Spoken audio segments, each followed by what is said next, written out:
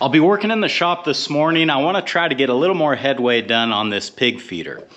To be honest with you guys, this isn't really what I want to be doing today. I've got a couple of other projects that I would really love to get started on, but if there's one thing that I've noticed about myself here recently, at least, it's that I'm very good at starting projects, not always so good at finishing them. So I made a deal with myself, and that is that I've got to get this pig feeder finished before I can start on anything else. I don't plan on working on this all day long, but this is where my day's gonna start. That's what's going on today on Farmer Tyler Ranch.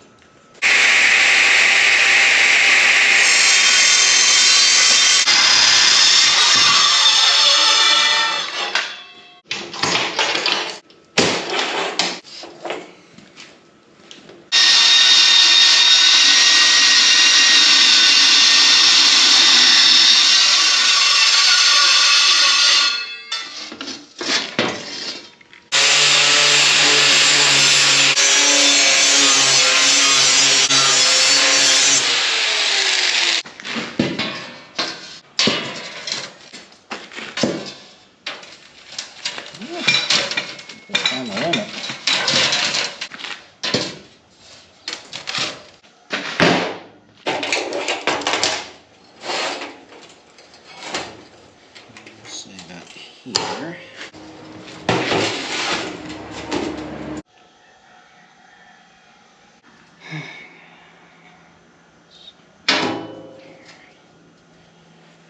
I have to tune these up a little bit once we get the other piece, but they'll get us close.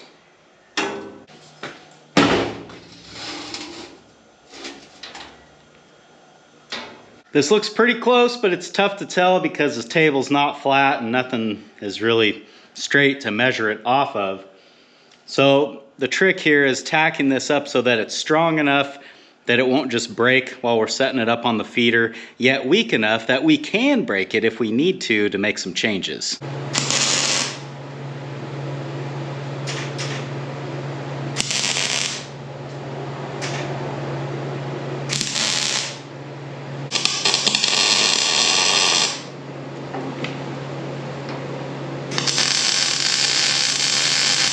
Another thing that's kind of tricky about working with this stuff is that it's been sitting on the floor in the shop with a little bow in it for several years. So nothing's really straight here. It can be straightened when we put it on the feeder, and it will be. But for fit up and this sort of pre-assembly, it just makes it a little bit more difficult. And I would like it to be.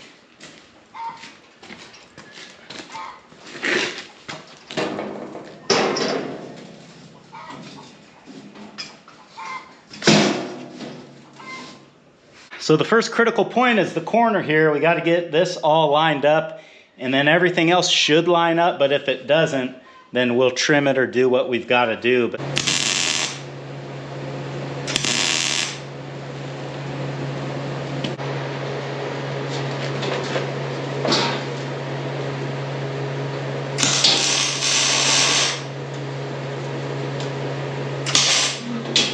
Well, there.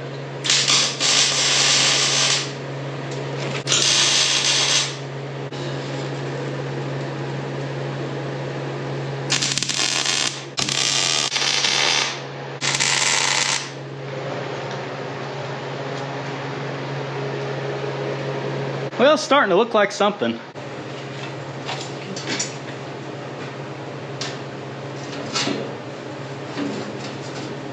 So you can see we've got a terribly big gap here, but that goes back to what I was saying before about how this sheet metal is not straight.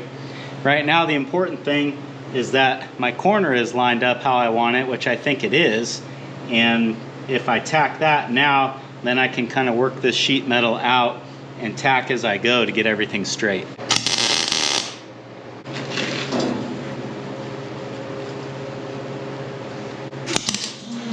Oh, welder, don't fail me now.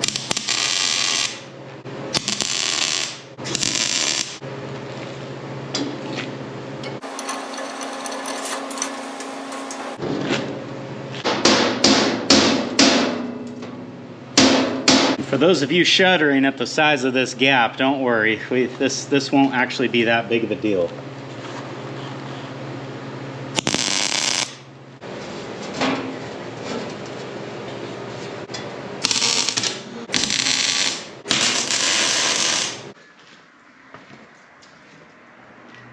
This is looking pretty good, but as you know, it's only just tacked together now, and I think I'm kind of planning the next step of the build here. I think it's going to be easier for me to go ahead and weld out all of these seams first before I start adding anything else. So that's what I'm going to do. This is a lot of welding. I don't know how many linear feet it is, but it's a lot.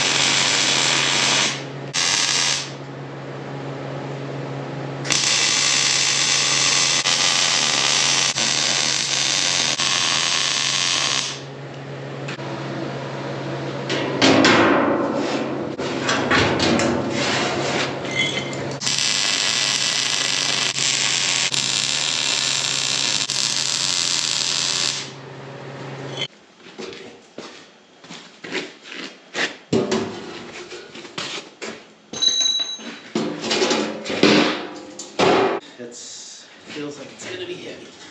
Oh, not too bad, not too bad. Doable. Definitely doable. Don't drop it.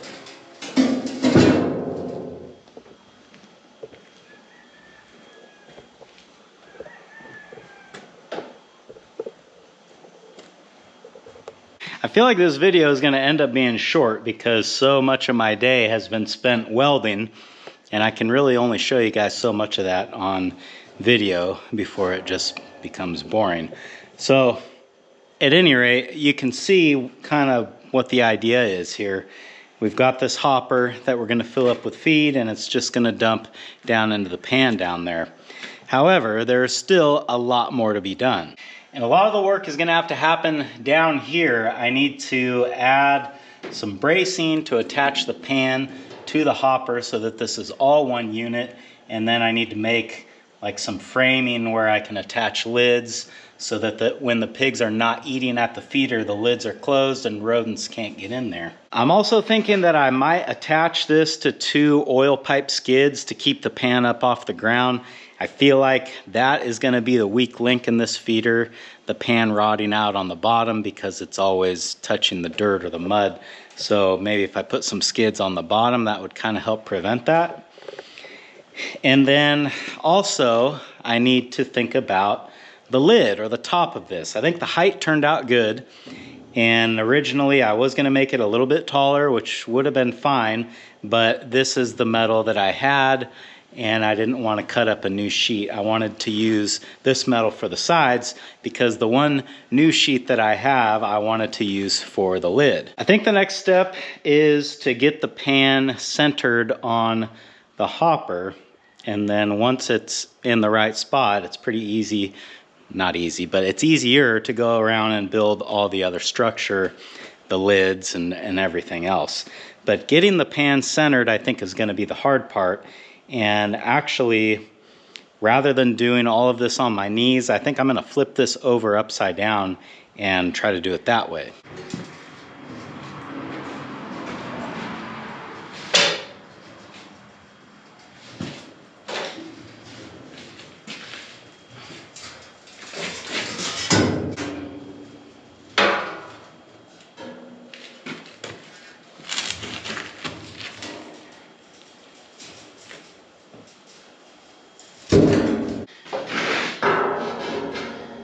I'll use these. This is 2x2 square tubing. So this will space the pan up 2 inches from the bottom of the spout here. Originally I was going to have the spout up higher, like 3 or 4 inches, but several of you commented, and I think you're right, if it's up that high, the pigs are going to end up wasting a lot because just by their very nature, they root and dig, and if you just got a little bit of a leak here, they're going to be fooling around with it and getting the feed out. If it turns out that this is too low, I could always come back and cut this a little bit or change it, but I think it's going to be okay. Project. Okay. Somewhere around here.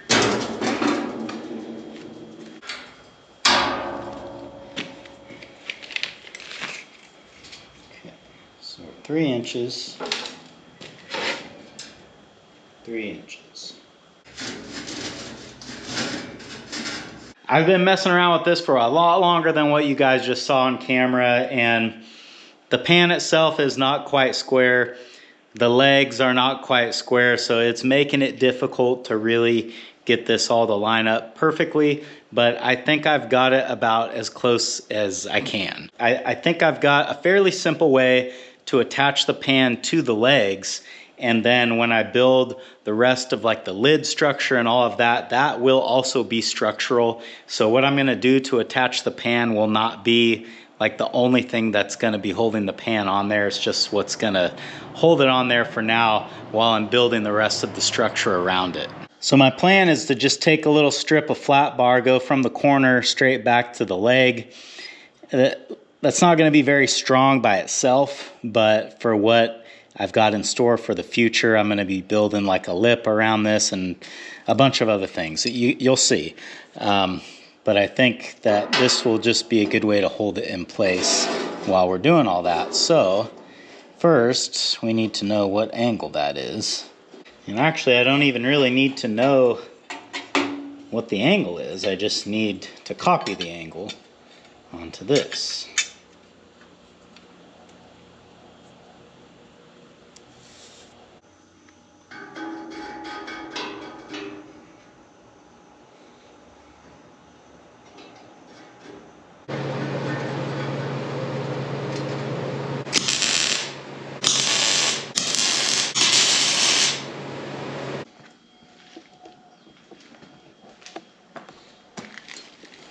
I think that's as far as we're gonna get with this in this video. It's starting to get late, and I usually, I try to quit welding a little while before I go back in the house for the evening. But we're getting close. I'd say 1, maybe 2 days of welding left on this, and then it'll take me a little while to clean it up. I do plan to paint this, unlike so many of my projects, but this I think is gonna need paint. So We're getting there, but we're not gonna get it in this video. Oh, I've been working all day for you guys. I hope you appreciate it when it's done. The only thing they appreciate is food.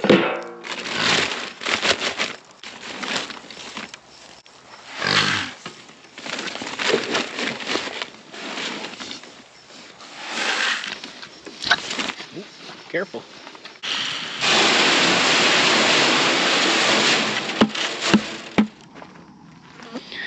Should we go check on those cows? Yeah. Okay.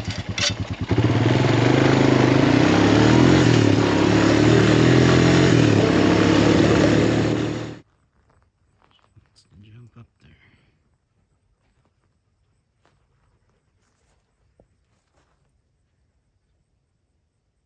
See, my barn cat's getting a little more tame. Maybe she's hungry. Oh yeah, clear out of food.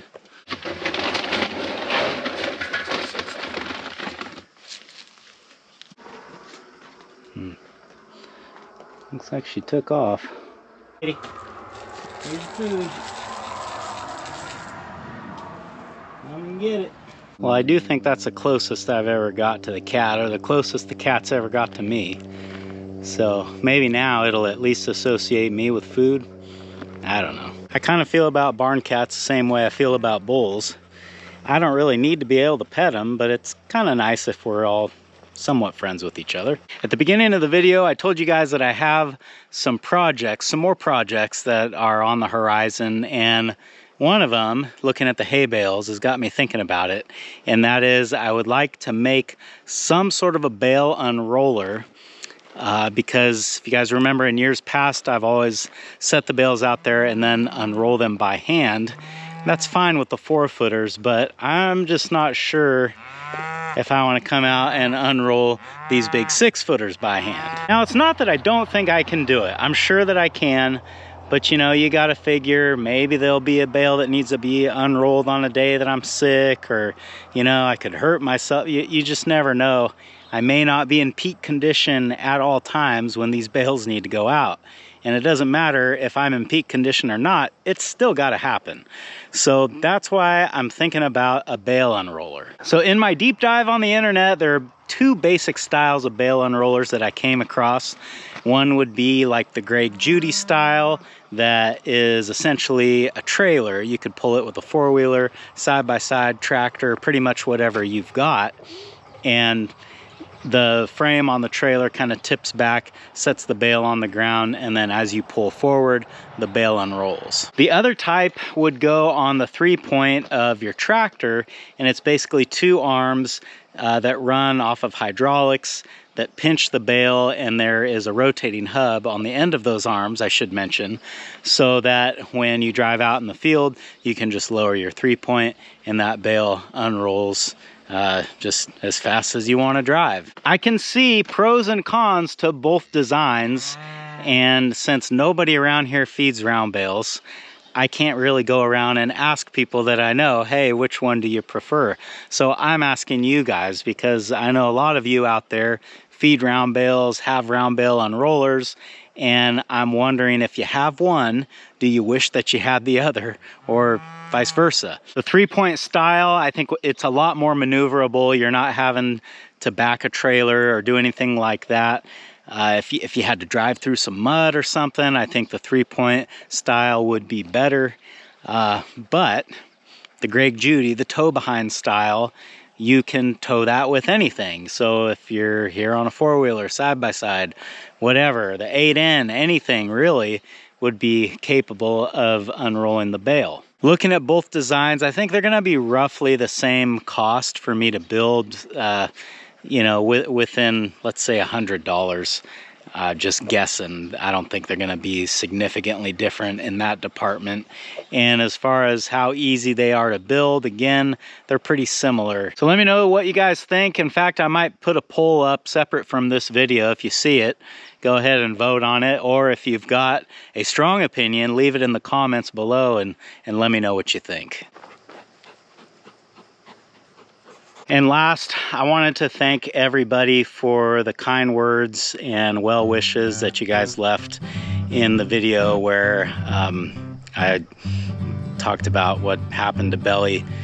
I think there were only like 2 or 3 people that didn't think I felt bad enough and wanted me to feel a little bit worse, but hundreds of you left positive, really comforting comments. So on behalf of myself and my family, we just wanted to thank everybody for that. Thanks for hanging out with me today, guys, and I hope I'll see you again on Farmer Tyler Ranch.